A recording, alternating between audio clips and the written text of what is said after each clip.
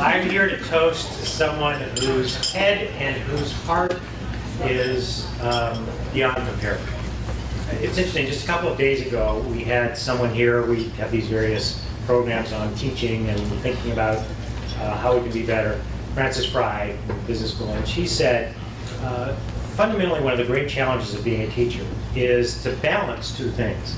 On the one hand, you want to have very high standards, and the other hand, you want to convey a deep sense of devotion to the students and to their learning.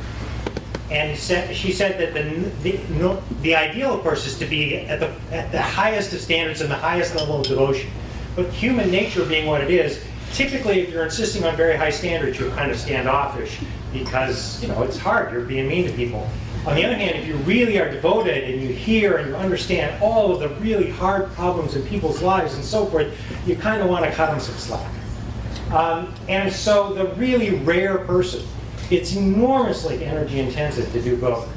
Well, at Sandy Fest 1, which was so rudely interrupted, we did hear from a number of students who talked about what it was like to have papers handed back instantly with red ink on every line. All of us that have worked with Sandy in one form or another understand that this is someone who has the highest of standards. But you always have this deep sense of the goal here is never to embarrass or prove he's smart or anything else. It's always about what can we do together to learn more effectively and so forth. And it's striking for Sandy.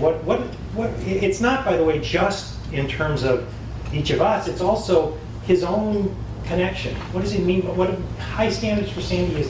It means that number one, you always got to prove it. Number two, you're always open to a new idea. I don't care how crazy the hypothesis sounds, how annoying or even offensive it sounds, it's worth testing, but you got to prove it.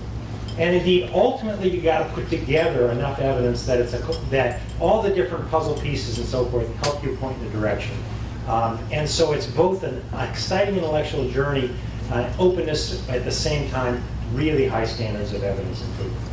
And on the devotion side, it's not simply that he cares about individuals and those of us who've had the chance to work with him.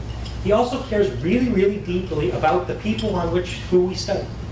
No matter, it may be that the hypothesis you find is discouraging or exciting, but at the end of the day, it's always about finding better solutions, better opportunities, better ways to provide control and dignity in the future for all the kinds of folks that many of us study from a great distance, the distance of either data or the distance of literally physical distance. And so, as a result of a man who is the highest standard and deeply devoted, I have to say, I think we are all better for it, our professions are all better for it, and the world is better for it. So please join me in celebrating and toasting a man with a great heart and a great head.